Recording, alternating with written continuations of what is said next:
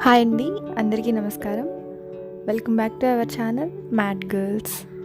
ఈరోజు మన వీడియోలో టేస్టీ గోంగూర పలావ్ ఎలా తయారు చేసుకోవాలో చూద్దాం. ఇది తయారు చేసుకోవడానికి ముందుగా మసాలా ప్రిపేర్ చేసుకోవాలి. మసాలా తయారు చేసుకోవడానికి ఒక మిక్సీ గిన్నెలో 1/2 టేబుల్ స్పూన్ ధనియాలు, 1/2 టేబుల్ స్పూన్ జీలకర్ర, చిన్న కొబ్బరి ముక్క, 2 వెల్లుల్లిపాయలు, అల్లం, 4 పచ్చిమిర్చి వేసి కొంచెం వాటర్ యాడ్ చేసుకొని మెత్తగా పేస్ట్ చేసుకోవాలి. ఇప్పుడు స్టవ్ వెలిగించి కుక్కర్ పెట్టుకొని 1 టేబుల్ స్పూన్ నెయ్యి, 1 టేబుల్ స్పూన్ ఆయిల్ వేసి హీట్ చేసుకోవాలి.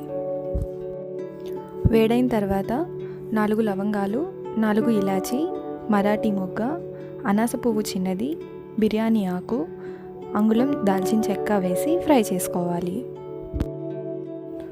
తర్వాత పొడవుగా కట్ చేసిన 2 ఉల్లిపాయలు వేసి ఫ్రై చేసుకోవాలి.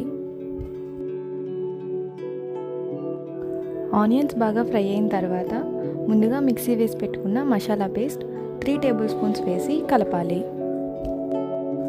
మసాలా పచ్చివాసన పోయేంత వరకు ఫ్రై చేసుకున్న తర్వాత కట్ చేసిన టమాటాలు 2, 4 పచ్చిమిర్చి వేసి ఫ్రై చేయాలి. టమాటాలు బాగా మగ్గిన తర్వాత దీనిలో రుచికి సరిపడా ఉప్పు, చిటికెడు పసుపు, 1 టేబుల్ స్పూన్ కారం, ఉడికించుకున్న గోంగూర 1 కప్ వేసి కలుపుకోవాలి. గోంగూరని మిక్సీ వేయకూడదు, ఉడికించి తీసుకుంటే సరిపోతుంది. ఒక పెద్ద కట్ట గోంగూరని ఉడికిస్తే 1 కప్పు గోంగూర అవుతుంది.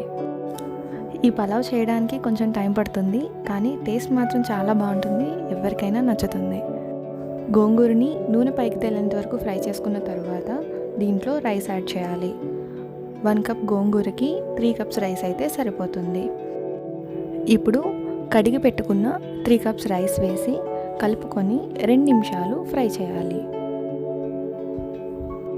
తర్వాత 3 కప్స్ రైస్కి 6 కప్స్ వాటర్ యాడ్ చేయాలి.